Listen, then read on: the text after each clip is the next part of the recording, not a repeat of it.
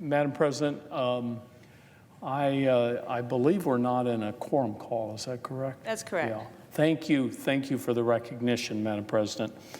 Last month, on August the 22nd, an 86-year-old grandmother, born and raised in my hometown of Santa Fe, New Mexico, was gunned down while she was shopping at Walmart in El Paso by white supremacists with an AK-47 style assault weapon.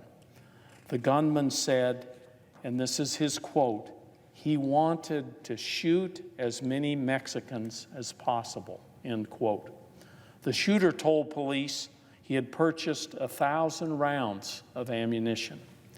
Less than 24 hours later, it took the shooter in Dayton, Ohio, only 32 seconds to kill 10 people and wound 27 others with his .223 caliber high-capacity rifle with 100-round drum magazines. Had the Dayton police not responded immediately, the numbers of dead and injured in the crowded Dayton downtown area could have been exponentially higher. On August 31st in Odessa, Texas, a shooter killed 7 and injured 25, including a 17-month-old girl who was shot in the face. The shooter had failed a background check in 2014 because a court had found he was mentally unfit to own a gun. He purchased his AR-15 style weapon in a private gun sale, not subject to a background check. Assault rifles, often paired with high-capacity magazines, were used to slaughter innocents at Sandy Hook, Las Vegas, Aurora, Orlando, San Bernardino, the Sutherland Springs Church, and the Tree of Life Synagogue in Pittsburgh. According to the Gun Violence Archive, there have been 10,552 gun-related deaths this year. That includes 2,681 children and teens, and mass shootings number 300. That's more than one mass shooting every day of this year. Madam President, the American people support common sense gun safety legislation in overwhelming numbers.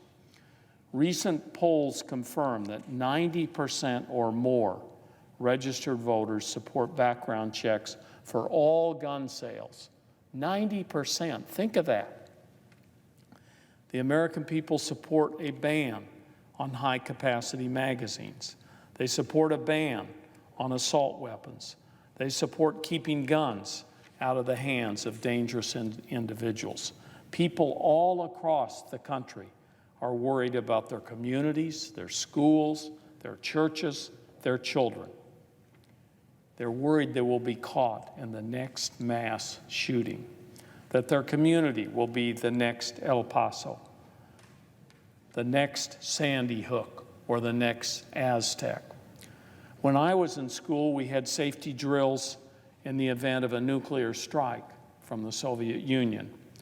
Children now have safety drills in the event of a shooter from within our own communities.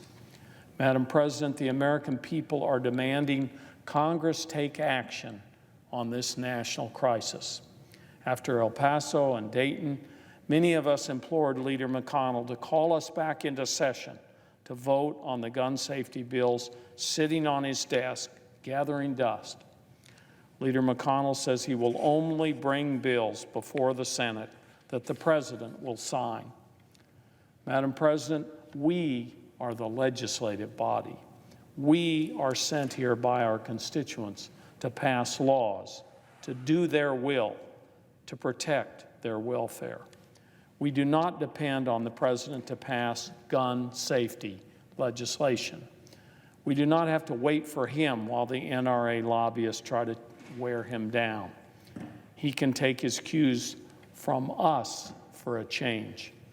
We are not his lapdogs. Protecting our communities, schools, and churches cannot wait. cannot be relegated to the leader's legislative graveyard. Too many lives have been lost. Too many lives will be lost if we don't act. The fact is, too many Republican elected officials are beholden to the scandal-ridden National Rifle Association. The NRA no longer even represents gun owners.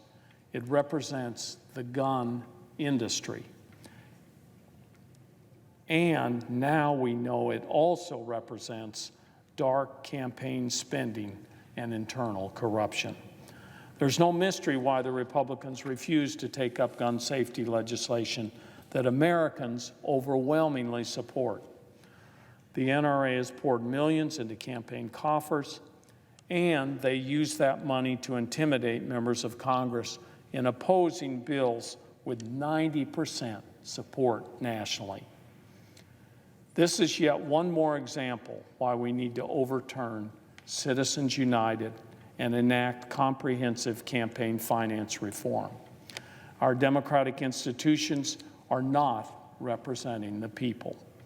We need to pass the bills on Leader McConnell's desk, but we should not stop there. We also must halt the rise of white nationalism and white supremacy in our country. Hateful views have fueled too many of these tragedies. The Emmanuel African Methodist Episcopal Church in Charleston, Carolina, the Tree of Life Synagogue, El Paso, the El Paso shooters' fear of, quote, the Hispanic invasion of Texas, end quote, too closely echoes the president's repeated warnings of an invasion at our southern border. The shooters' anti-immigrant screed rings of the president's attacks on immigrants as criminals and rapists that need to be kept out of our country by a border wall. Las Cruces, New Mexico is only 45 minutes from El Paso. El Paso is like a sibling to us. New Mexico, like El Paso, takes great pride in our diversity. Our diversity does not divide us. It defines us. It unifies us. The president's anti-immigrant, nativist rhetoric is not only deeply offensive to New Mexicans, it also fuels the worst elements of our society, elements that now have ready access to military-style weapons. The FBI director recently reported to Congress that the Bureau had arrested almost as many domestic terrorists as foreign terrorists this year. He said most of the racially motivated domestic terrorism cases were likely connected to white supremacy. It is up to this body to stand up to the president's anti-immigrant and racist rhetoric and unequivocally affirm this nation's values, values of equality, of tolerance, and inclusiveness. And Madam President, it's up to this body to stand up to the NRA and stand with the American people.